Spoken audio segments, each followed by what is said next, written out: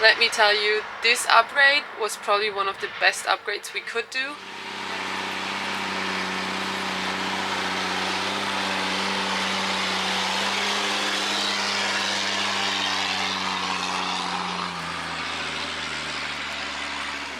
Very exciting day. We are picking up our new tires. We had to wait for rims, which is a whole different story.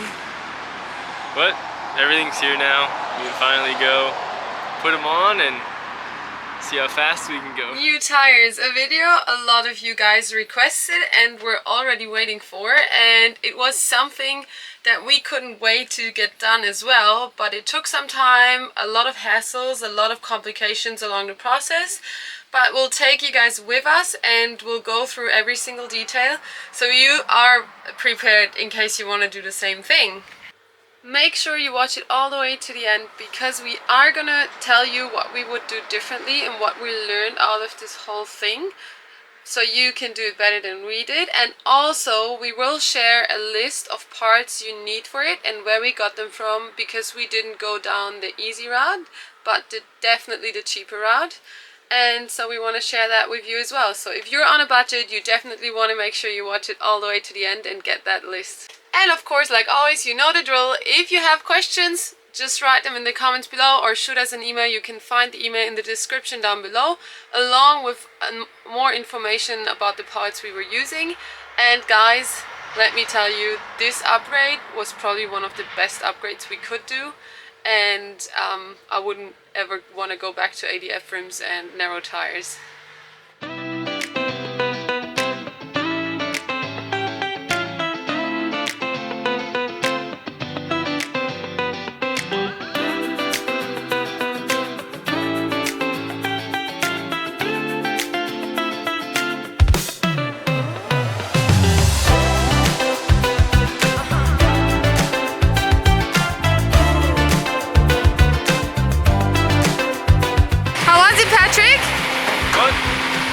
Good, yeah. Now you know how the winch works, hey? You know how the winch works. And now here we are with our tires, or our rims. We have to get the tires off the rims because we're only taking the rims. We're sharing it with someone else.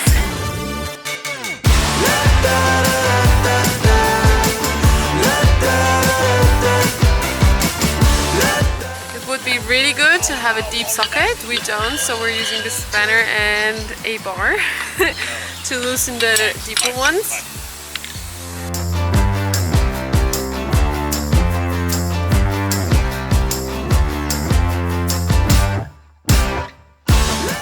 Alright, four rims are out and we have 2 more to go. And look at this! Coffee delivery! It's the soy one. Thank you. And cookies on top.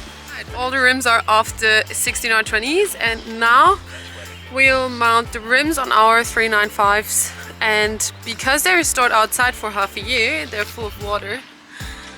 But because we had coffee, we're just using the coffee cups. And we're getting all the water out of there. First one's done, and now this is how we do that.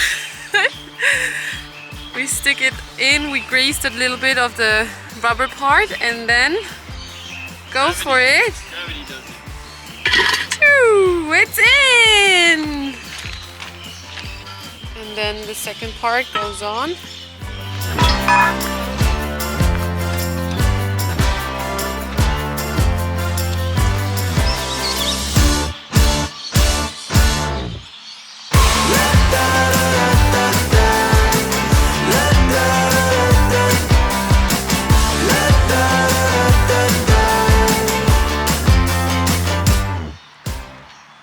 Exciting day, guys. So today we are actually gonna prep our rims and tires and see if we can get them ready to get mounted onto our MOG, because we're so excited for this.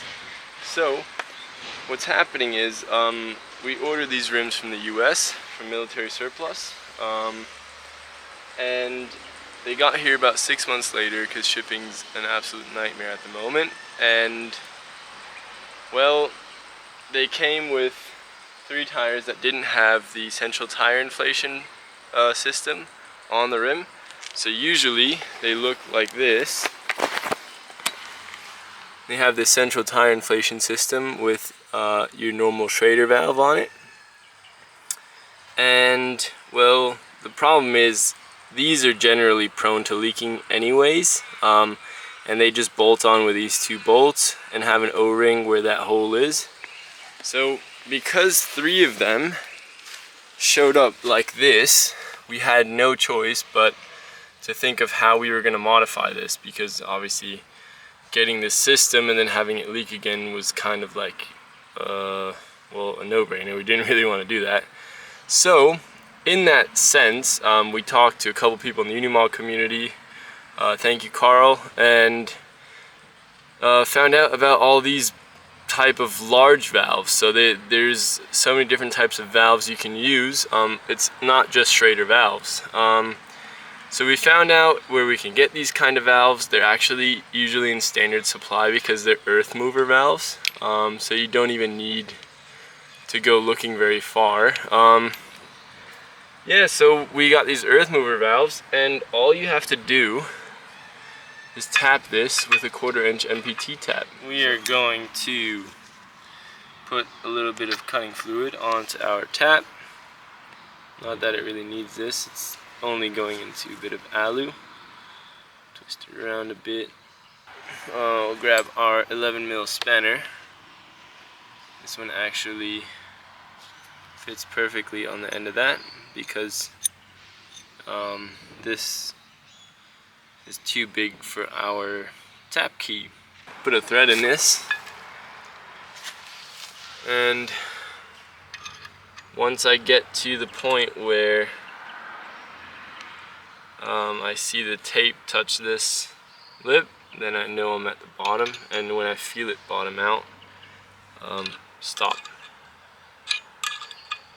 So as you can see, this goes in there super easy. It's just because alu is a lot softer than steel.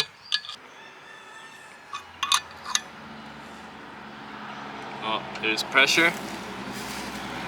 So now I know that's it. It's all the way at the bottom.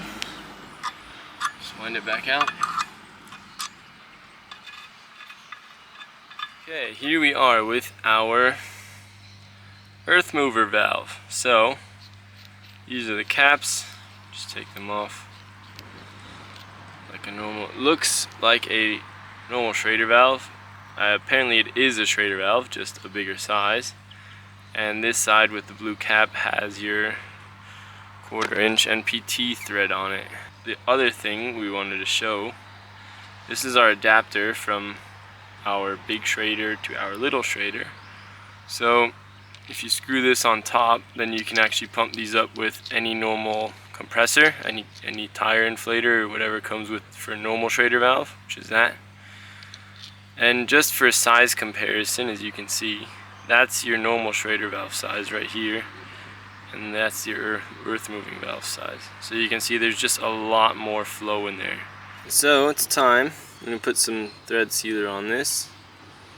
I like to go around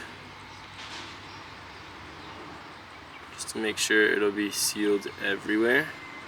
This is pretty much just a thread sealer it's mainly for gas. So a lot of people plumbers use this for gas installations. It's rated to, it says 2000 kPa, 20 bar.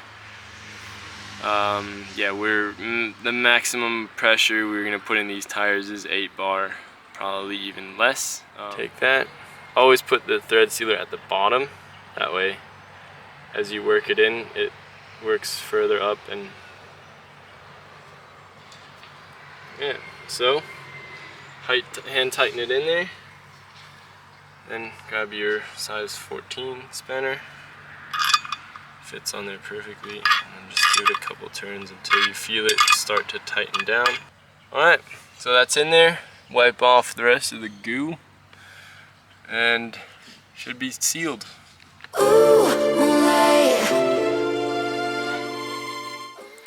We are tackling a big project today, Yede. What are we doing? Finally! Putting our new rims, tires, longer wheel studs in. Yeah, that's a good sound. Here we go! go! Good. Yeah. So process point number 5 or so that we're at already is knock out your old wheel studs, because you're gonna need longer ones for the rims we're using. Any tips? Not much. So far it's been going well. None of them got stuck. We just put one of the old wheel nuts on and then just smash it. Yep. And I'm a lucky guy because yeah, it's really strong. Yeah, and I'm doing the job so Patrick can do something else so we can make more progress, which is great. Right. So Yella, let me see your hands. Oh, you're getting close to what I usually look like. I've got cleaner hands than yours. That's new. I'm glad you're having fun. Yeah, it's actually a lot of fun. Yep. So I don't have to get mad at you, Patrick. Yeah, she can vent all her frustration on our old wheel studs that we don't need anymore. No more getting parked on the freaking beach. You mean on the blippin' beach? Well, maybe we should get you a bigger hammer, huh? Nah, it's fine. I'm strong enough. Show us your big biceps. No. Not gonna happen.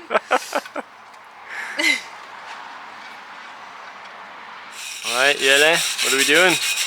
Wire brushing this because there's a fair bit of rust and dirt on here. Yep, that's right. Before we put the new ones in. Yep. So the hub's a bit dirty, so we decided we're getting out our awesome fat wire brush. Not dirty at all with my black hands. Yeah. It'll be dirty anyway, so it's got to get used. So we've had a couple of cheap like dollar store wire brushes, and pretty much after the first use the wires just start bending and breaking off, and yeah, so we'll see how the fat one compares. So what's the secret, Yele? How do we get them in? I wish we could say you can hammer them in, but for some reason we can't. It's really hard to get them in. So we're using a bunch of washers. Make sure you use bigger washers for the first two, because otherwise they get stuck on like the grooves that are pretty big. And then we put a nut on, we block the hub, and then we're just freaking doing this for like an hour until everything hurts. Oh, you wanted to start working out, right? Yeah, right. Here we are. Let's get to it. We only got 29 more to go, Yele. Oh, love it.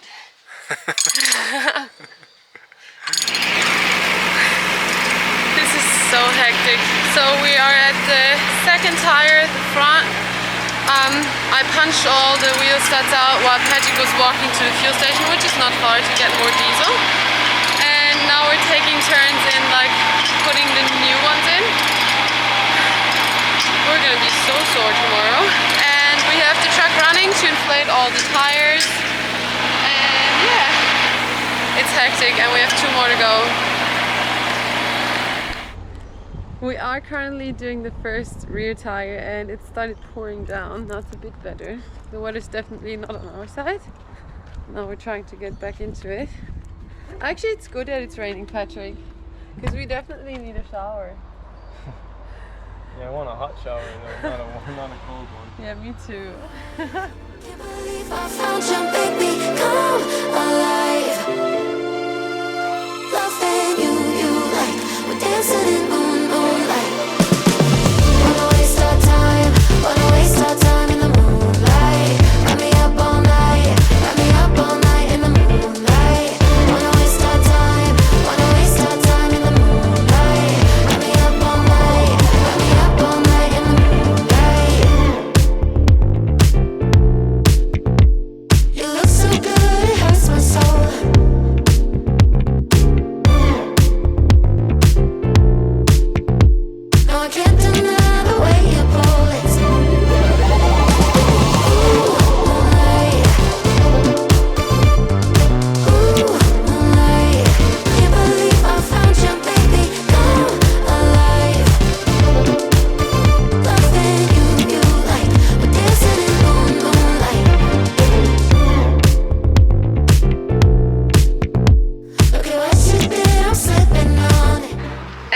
finally done. All 4 are mounted, all the new studs are in. It's all greased, so they will come out nice and easy next time.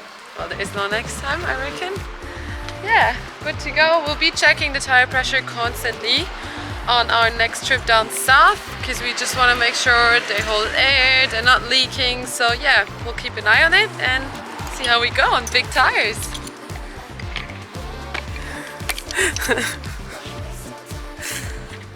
A few months later already, and we are currently traveling around, and the tires have been amazing. We'll put like a little sneak peek in here so you can have a look yourself, and stay tuned for our travel videos. Yeah, I hope we don't get stuck today.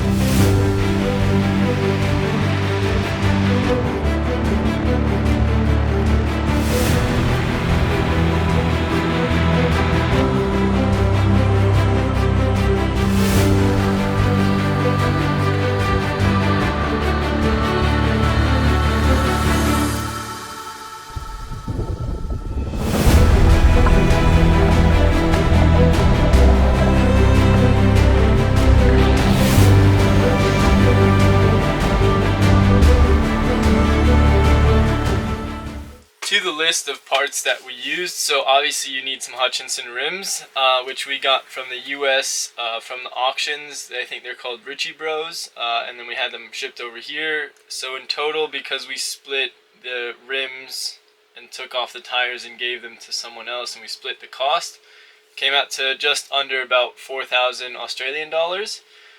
Then we got the wheel studs and wheel nuts from Fabi Bilstein. There's a couple companies that import them into Australia. They come as a set. We got them from Imparts, and they were about, with air freight, because we got them air freighted over, so they were here in 2 weeks. I think they were about $500. Then our tires we got from a local tire shop. They were able to import us the Duraturn 395s. They were $9.50 each. We put the 1/4-inch earth mover valves in, which we got from a company called Rima Tip Top, and they're based out of the US, or actually they're German, but yeah, they've got places everywhere. They do a bunch of automotive stuff, so they have the earth mover valves and the chucks that you put on them as well. Now to the things we would do differently. First of all, get a really good rattle gun with a lot of torque, because then you don't have to do all this torque wrench, what is it called? Wrench work manually, and you save yourself a heap of time, and you won't be sore the next day or the same day even. So number 1, get a really good rattle gun. And then also we would handle the shipping of the rims a bit differently. The company we worked with wasn't very satisfying, and now that we know the process, we would definitely not do it through them again. And we would do it ourselves. We would do it ourselves probably, now that we know what's involved. And is there anything else, Patrick? Just the rattle gun, unless you really want to get a good workout.